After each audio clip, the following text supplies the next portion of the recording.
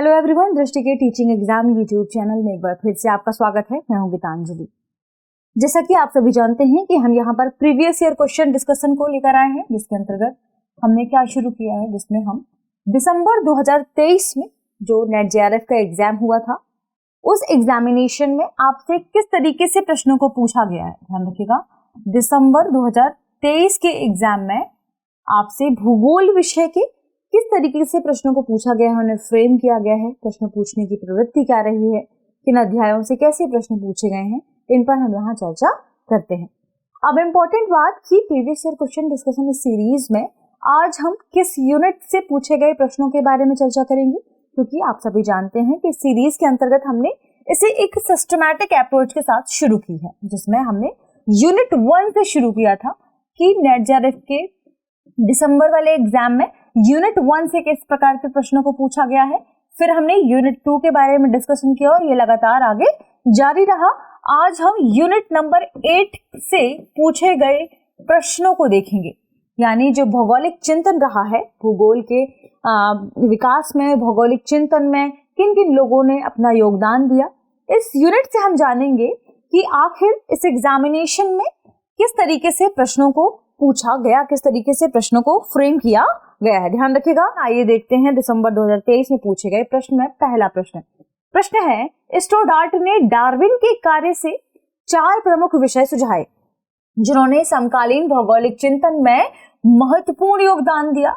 इनमें से कौन सा प्रमुख विषय समकालीन भौगोलिक संकल्पनाओं को दोनों यानी वैज्ञानिक नियतिवाद और संभववाद की तरफ अग्रसर करता है। तो देखिए, डार्विन की यदि हम बात करें तो हम सभी जानते हैं कि डार्विन के प्रमुख 4 कार्यों में से जो सबसे इंपॉर्टेंट बात है, जिसके लिए डार्विन को हमेशा याद किया जाता है, वह है डार्विन का वह विकासवादी सिद्धांत जिस पर चयन और संघर्ष क्या है डिपेंड है। यानी डार्विन की यदि हम बात करें, सबसे पहले डार्विन के बारे में यदि चर्चा करते हैं तो उनका जन्म 1809 में हुआ था इंग्लैंड में, और 1859 में उन्होंने अपना सबसे महत्वपूर्ण सिद्धांत विकासवादी सिद्धांत दिया। वे मानते थे कि हम सभी जानते हैं कि पूरी पृथ्वी जगत में जो जीव जंतु हैं वे अपने से कई सौ गुने जो अंडे वे देते हैं।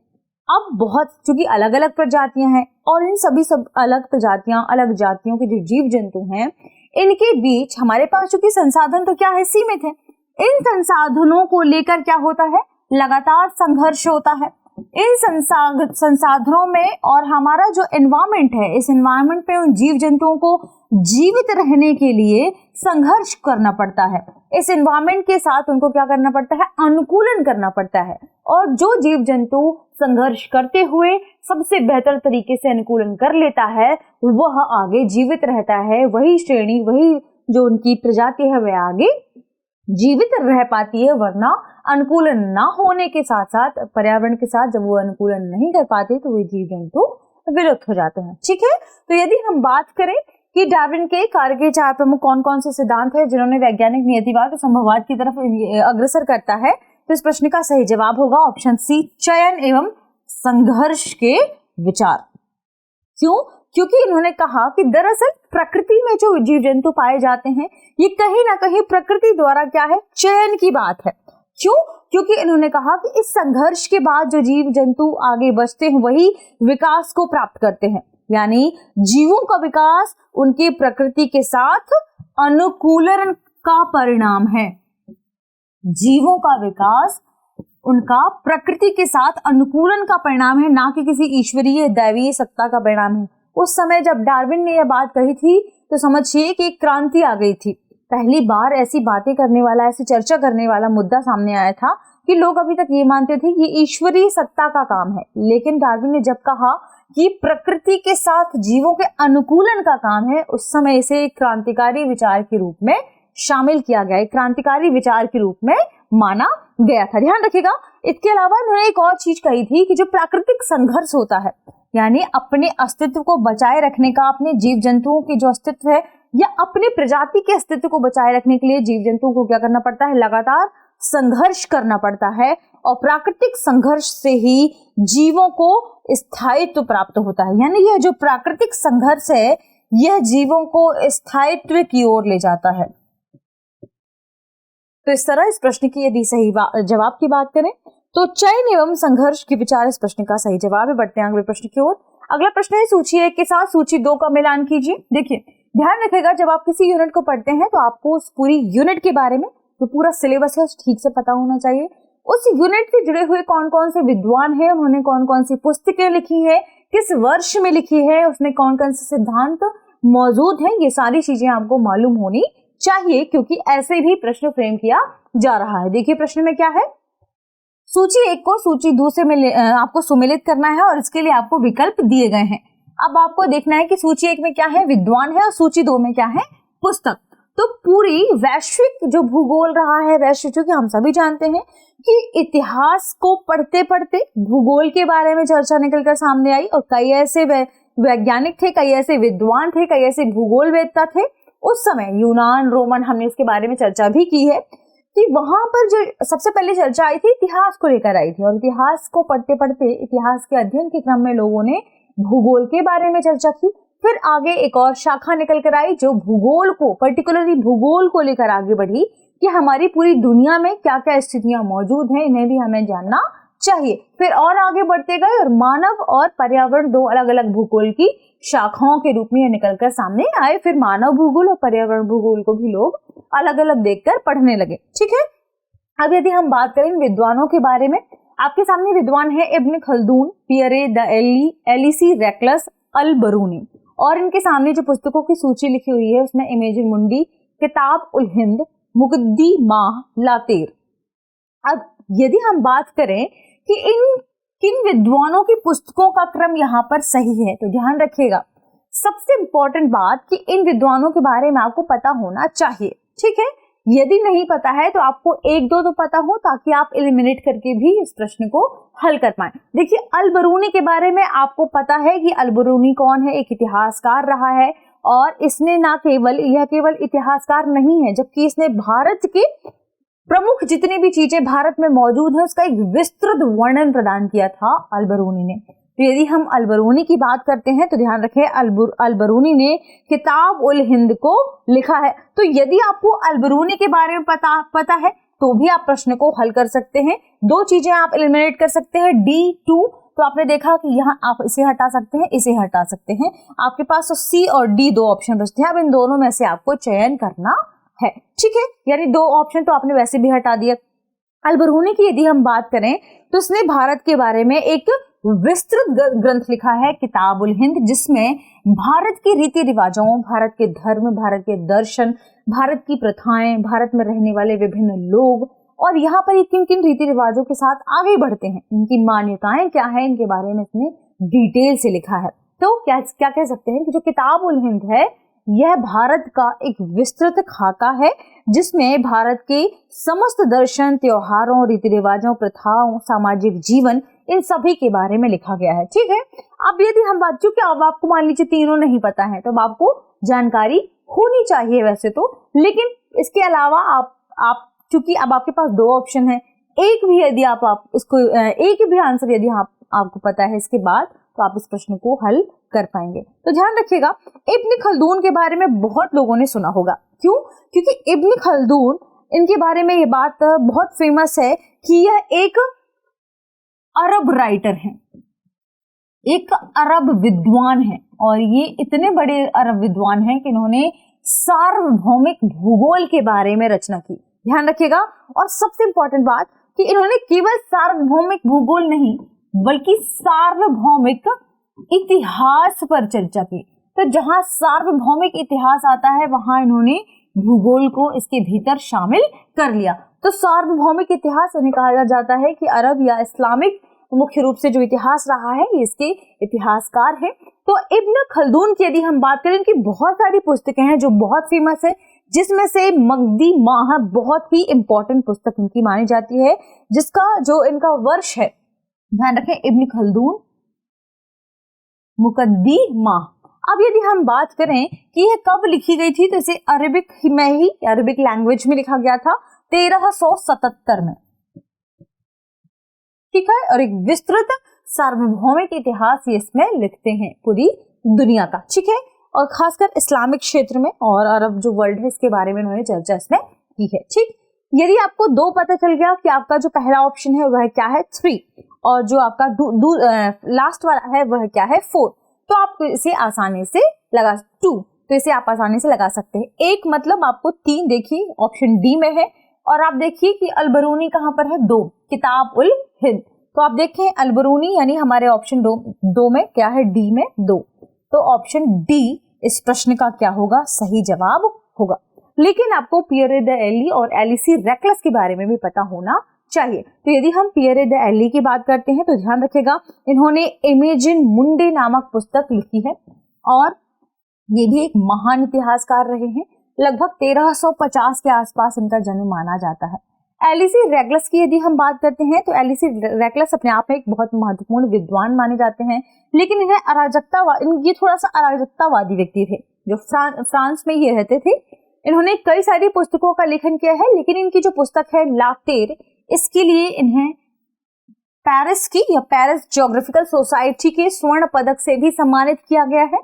चूंकि पॉलिटिकल काफी एक्टिव थी तो इन्हें फ्रांस से निष्कासित कर दिया गया था, लेकिन एलिसी रेकलस की बात करें तो इन्होंने काफी महत्वपूर्ण भूगोल से जुड़ी हुई पुस्तकों का लेखन किया है। ठीक है, तो ध्यान रखिएगा इनकी पुस्तक क्या है, लातेरी। ध्यान रखिए यदि आपको लातेर या लातेरी लिखा हुआ भी मिलता है तो ये इन्हीं की पुस्तक का नाम है, जिसे लातेरे एटलेस होम्स कहा जाता है। ध्यान रखिए एटलेस होम्स, ये आपको ध्यान रखना है, लातेर भी लिखकर आपको मिल सकता है। ठीक है, इस तरह इस प्रश्न के सही जवाब की बात करें, ऑप्शन डी इस प्रश्न का सही जवाब है। आगे बढ़ते हैं। भूगोल में व्यक्तांकन यानी इजियोग्राफिक बनाम नियमान्वेषी यानी नोमोथेटिक वैधवाद के बारे में सही कथनों की पहचान कीजिए। ध्यान रखिएगा आपके पास 4 कथन है। हम्बोल्ट और सार ने सामान्य नियमों के निर्माण पर अधिक बल दिया। दूसरा, जेम्स ने घोषणा की कि वास्तविक प्रदेश जैसी कोई वस्तु नहीं होती। तीसरा, कांट, हैटनर और हार्टशोर ने भूगोल को नोमोथेटिक विज्ञान का रूप माना। और चौथा, कांट के अनुसार भूगोल वर्णनात्मक विषय है। निम्नलिखित विकल्पों में से सही उपयुक्त उत्तर का आपको चयन करना है। आपके पास ऑप्शन है ए, बी, सी, डी, जिसमें क्रमशः 1, 3, 2, 4, 2, 3 और 1, 2, 4 आपके पास विकल्प दिए हुए हैं। अब इम्पोर्टेंट बात सबसे कि व्यक्त्यांकन क्या है, जियोग्राफिक क्या है। व्यक्त्यांकन से आपको समझ में आ रहा हो जहां व्यक्ति का अंकन इंपॉर्टेंट हो, व्यक्ति ज्यादा इंपॉर्टेंट हो, यानी व्यक्तिगत जो आपके व्यवहार है, व्यक्तिगत आपकी जो मान्यताएं हैं, जो भावनाएं हैं, जो व्यवहार है, धारणाएं हैं, ये क्या है, इंपॉर्टेंट है। व्यक्तिगत धारणाएं, व्यक्तिगत मान्यताएं आप यहाँ पर इंपॉर्टेंट कह सकते हैं कि व्यक्ति की जो अपनी इंपॉर्टेंट या उनकी मान्यताएं हैं, खासकर भावनाओं के स्तर पर व्यक्ति की जो भावनाएं हैं वे इंपॉर्टेंट है। ठीक, अब यहाँ पर व्यक्त्यांकन, अब भूगोल की बात करें तो भूगोल में इडियोग्राफिक का मतलब यह है कि ध्यान रखिए कि किसी भी क्षेत्र की अपनी एक अलग पहचान है। यानी आप कह सकते हैं कि जो प्रादेशिक क्षेत्र है, वो जो स्थान है, एक अलग स्थान है, दूसरा अलग स्थान है, तीसरा अलग स्थान है, चौथा अलग स्थान है। इन स्थान की अपनी अलग स्थिति है, इनकी अपनी विशेषताएं हैं, इनकी जो भौगोलिक स्थिति है वह अलग होगी। यहाँ पर क्षेत्र में जो लोग रह रहे हैं या उस स्थान की ही बात करें, स्पेसिफिक प्लेस की ही बात करें, तो वहां आपको अलग अलग चीजें देखने को मिलेंगी। जलवायु दशाएं अलग होंगी, मौसम परिवर्तन अलग होंगे, तो इनकी अपनी क्या है, अलग अलग विशेषताएं पाई जाती हैं। तो इसी चीज को ये क्या कहते हैं कि यहाँ पर इजियोग्राफिक आपको जो इनकी बातें हैं इनके बारे में कहा गया है। ठीक है, अब बात करें नियमान्वेषी की। नियमान्वेषी यानी क्या, यानी यहाँ व्यक्ति के व्यवहार, इनकी मान्यताएं, इनकी भावनाएं, इनकी धारणाएं इंपॉर्टेंट नहीं है। सामान्य रूप से एक नियम बना दिया गया है, उस नियम को सभी जगह लागू कर दिया गया। लेकिन अब यदि बात करें हम हमारे 4 कथनों की, कि 4 कथन हमारे क्या कहते हैं, तो हम्बोल्ट और सार ने सामान्य नियमों के निर्माण पर अधिक बल दिया। यह बात बिल्कुल सही है। दरअसल हम्बोल्ट ने, सार ने जो सामान्य नियम है इनको ज्यादा तरजीह दी है। ठीक है, और जेम्स ने घोषणा की कि वास्तविक प्रदेश जैसी कोई वस्तु नहीं होती। क्यों? क्योंकि उन्होंने यह माना कि जो हम नियमान्वेषी चीजों को लेकर चल रहे हैं, यानी हम जो मान रहे हैं कि एक आपने नियम बना दिया, एक वास्तविक रूप में यही सही है, इसके अलावा और कुछ सही नहीं है। जबकि आगे अलग अलग चीजें क्या है, विभिन्न है, अलग स्थान है, उनकी अपनी अलग स्थितियां हैं, उनकी अलग अपनी विशेषताएं हैं। तो दरअसल जो जेम्स ने यह घोषणा कर दी थी कि वास्तविक प्रदेश जैसी कोई वस्तु नहीं है, यानी यह बात भी बिल्कुल सही है। दूसरा कथन भी सही है। कांट, हेटनर और हर्टस्टोन ने भूगोल को नोमैथेटिक विज्ञान का रूप माना, जो कि गलत है। क्यों? क्योंकि कांट ने व्यक्ति के व्यवहार और व्यक्ति की जो धारणाएं हैं उनको इम्पोर्टेंट दिया था। कांट वे व्यक्ति हैं जो इतिहास और भूगोल को साथ साथ लेकर पढ़ने की बात करते हैं, यानी आप समझिए कि वे हर एक स्थिति, उस स्थान के अपने स्पेसिफिक चीजों को लेकर चलते हैं। क्योंकि हम जब प्रदेश के बारे में पढ़ते हैं, प्रादेशिक स्थितियों के बारे में पढ़ते हैं, तो आपने सुना होगा कि ये औद्योगिक प्रदेश है या कृषि भूमि प्रदेश है, तो ये उनकी खास विशेषताएं हैं। तो इन्होंने क्या माना कि ऐसा कुछ नहीं होता। उन्होंने क्या माना कि कांट और हेटनर और हर्टस्टोन ने दरअसल व्यक्त्यांकन को इंपॉर्टेंट दिया, ना कि नोमैथेटिक विज्ञान को। ठीक है, तीसरा कथन हमारा गलत है। चौथा है, कांट के अनुसार भूगोल वर्णनात्मक विषय। बिल्कुल सही बात है। कांट ने क्या माना है कि भूगोल वर्णन का विषय है, इतिहास विवरण का विषय है। इतिहास में विवरण की जरूरत है, उसका विवरण अनिवार्य है। जबकि उन्होंने भूगोल के लिए क्या माना कि भूगोल का वर्णन जरूरी है, उसका वर्णन इंपॉर्टेंट। यदि आप उसे वर्णन करके पढ़ेंगे तो ये आपके लिए क्या होगा, ज्यादा रुचिकर और आसान होगा।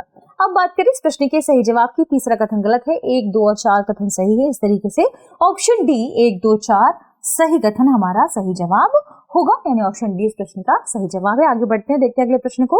अगले प्रश्न को देखें। प्रश्न में है, नारीवाद से संबंधित कथनों का अध्ययन कीजिए और सही कथनों की पहचान कीजिए। आपके पास कथन है, नारीवादी भूगोलवेत्ता दैनिक जीवन के सभी पहलुओं के बीच के अंतर संबंधों को अनुरेखित करते हैं। दूसरा, नारीवादी भूगोलवेत्ता विश्लेषण की मात्रात्मक पद्धति पर अधिक बल देते हैं। तीसरा है, नारीवादी भूगोलवेत्ता विश्लेषण की गुणात्मक पद्धति पर अधिक बल देते हैं। और चौथा है, प्रेड ने नारीवाद भूगोल के केंद्र के विकास में 3 अवस्थाओं की पहचान की है। ठीक है, निम्नलिखित विकल्पों में से सही उपयुक्त चरण का उत्तर का चयन कीजिए। उपयुक्त उत्तर का चयन कीजिए। आपके पास ऑप्शन है केवल 1, 2, केवल 2, 3, केवल 3, 4, केवल 1 और 3। अब यदि हम बात करें नारीवाद की, नारीवाद का अर्थ क्या है, फेमिनिज्म का अर्थ क्या है? फेमिनिज्म, नारीवाद का अर्थ यह है जहां नारी और पुरुष के बीच में समाज में जो विभेद है, जो अंतर है, उसे खत्म करना, यानी नारी को उसके अधिकारों के प्रति जागृत करना। और जो पुरुष में भेदभाव है कि आपके पास जो संसाधन है वे केवल पुरुषों के हैं, यदि यह जो धारणा मौजूद है, इस धारणा को समाप्त करना। अधिकारों पर, काम पर, किसी भी चीज पर बराबरी से जब चर्चाएं हो, बराबरी से वह अधिकार उन्हें दिया जाए, तो उसे हम नारीवाद के अंतर्गत रखते हैं। अब इम्पोर्टेंट बात, हमारे कथन को देखते हैं। नारीवादी भूगोलवेत्ता दैनिक जीवन के सभी पहलुओं के बीच के अंतर संबंधों को अधोरेखित करते हैं। बिल्कुल, दैनिक जीवन के सभी पहलुओं के बीच जो अंतर संबंध है उनको अधोरेखित करते हुए कहते हैं कि आप दैनिक जीवन में भी हर एक चीज, हर एक वस्तु, हर एक चीज पर ध्यान रखिए कि वहां पर दोनों का, पुरुष और नारी का बराबर अधिकार मौजूद है। दूसरा, नारीवादी भूगोलवेत्ता विश्लेषण की मात्रात्मक पद्धति पर अधिक बल देते हैं, जबकि यह बात गलत है। क्यों? क्योंकि जो नारीवादी भूगोलवेत्ता है वे विश्लेषण की गुणात्मक पद्धति पर अधिक बल देते हैं। आप गुणों से या गुणात्मक पद्धति के रूप में नारी को कितना महत्व यहाँ देते हैं, उनके पास इस आधार पर कोई विभेद तो नहीं हो रहा है, इस चीज पे विधान। तो दूसरा कथन हमारा गलत हो जाएगा। तीसरा कथन दरअसल सही है और पहला कथन हमारा यहाँ सही है। प्रेड की यदि हम बात करें तो लिखा है नारीवादी भूगोल के केंद्र के विषय में 3 अवस्था। नहीं, प्रेड के बारे में यह कथन क्या है, गलत है। यहाँ 1 और 3 कथन हमारे सही हैं, जो कि ऑप्शन डी इस प्रश्न का सही जवाब है। केवल 1 और 3। आगे बढ़ते हैं, देखते हैं अगले प्रश्न को। प्रश्न है, सूची 1 के साथ सूची 2 का मिलान कीजिए। आपके पास एक तरफ सूची में उपागम दिए हुए हैं, दूसरी तरफ सूची में केंद्र बिंदु। ठीक है, आपके पास उपागम में क्या है, व्यवहारवाद, मानवतावाद, संरचनावाद, उत्तर आधुनिकतावाद, जिसमें व्यवहारवाद के सामने है निर्णय की मूल धारणा को स्वीकार करना। मानवतावाद में है संज्ञानात्मक पर्यावरण मानव की निर्णय निर्धारण प्रक्रिया निर्धारित करना या करता है। संरचनावाद की बात करें तो लोग तथा उनकी दशा। उत्तर आधुनिकता की बात करें तो सामाजिक एवं भौगोलिक जांच में खुलापन। नीचे दिए गए विकल्पों में से आपको सही उत्तर का चयन करना है। आपके पास 4 ऑप्शन है A, B, C, D, जिसमें 1, 2, 3, 4, 4, 3, 2, 1, 2, 3, 1, 4, 3, 1, 4, 2 क्रमशः आपके पास विकल्प मौजूद है। अब यदि हम बात करें इन उपागमों के बारे में, जब आप इस चैप्टर को पढ़ेंगे तो आपको हर एक चीज, जब आप द्वैतवाद वगैरह पढ़ेंगे, सभी बीच में जो डिफरेंस है इन्हें जानेंगे तब आपको इन सारे जो आपके सामने उपागम या टर्म्स दिए हुए हैं, टर्म्स के बारे में अभी आप डिटेल से पढ़ेंगे। सबसे इंपॉर्टेंट बात हम हमारे इसी प्रश्न पर चर्चा कर लेते हैं। व्यवहारवाद की यदि हम बात करें, क्यों व्यवहारवाद, ध्यान रखिएगा, जहां क्या हो, जहां व्यक्ति यानी एक व्यक्ति आपके पास जो मौजूद है वह उस व्यक्ति के आसपास जो पर्यावरण मौजूद है, यानी मानव और पर्यावरण के बीच में अंतर संबंध, उनकी जो प्रक्रियाएं हैं, इनकी जो क्रियाएं हैं, इस पर ध्यान देने की बात कही गई है। तो ध्यान रखें, व्यवहारवाद में आप देखिए 4 ऑप्शन में कहा लिखा हुआ है, यह संज्ञानात्मक पर्यावरण मानव की निर्णय निर्धारण प्रक्रिया निर्धारित करता है। यह किस में आ गया, यह शामिल होता है व्यवहारवाद में। जो आपके आसपास संज्ञानात्मक पर्यावरण मौजूद है वह मानव की निर्णय निर्धारण प्रक्रिया है। व्यक्ति, मानव आप किस तरफ, किस एनवायरमेंट में रह रहे हैं, अपने चारों तरफ किस भूगोल में रह रहे हैं, आपके व्यवहार में भी दिखेगा। आपने इसे देखा होगा कैसे, ये आप देखिए अरबी क्षेत्र वाले इलाकों में पूरा फुल व्यक्ति गेटअप लिए होता है। क्यों? क्योंकि वहां पर रेत बहुत अधिक होती है। तो वहां का जो पर्यावरण है वह व्यक्ति के व्यवहार के हिसाब से, उस पर्यावरण के हिसाब से व्यक्ति का व्यवहार बदल गया। ठीक है, तो यहाँ पे ध्यान रखिए, जो संज्ञानात्मक पर्यावरण है मानव की निर्णय निर्धारण प्रक्रिया निर्धारित करता है। दूसरा, मानवतावाद। अब इंपॉर्टेंट बात, मानवतावाद एक अपने आप में इंपॉर्टेंट टर्म है, ध्यान रखिएगा। मानवतावाद यानी जहां उस स्थान की बात कर रहे हैं, उस क्षेत्र की बात कर रहे हैं, उस इलाके की बात कर रहे हैं जहां लोग और उनकी दशाओं की बात की जाती है, जहां लोग रह रहे हैं, उनके पास क्या अधिकार हैं, उनके बारे में कैसे सोचा जाता है, उनका बेहतर जीवन कैसे हो सकता है, उनके आसपास की एक्टिविटीज क्या है। तो लोग और उनकी दशाओं के बारे में जहां सोचा जाए वह मानवतावाद है। ध्यान रखें, लोग और उनकी दशा, बिल्कुल सही है हमारा दूसरा विकल्प। तीसरा है संरचनावाद। ध्यान रखिए, संरचनावाद, संरचना से आपको क्या समझ में आया कि जहां पर आप देखिए कि कोई भी चीज आपके पास, जब कोई चीज मौजूद है पहले से,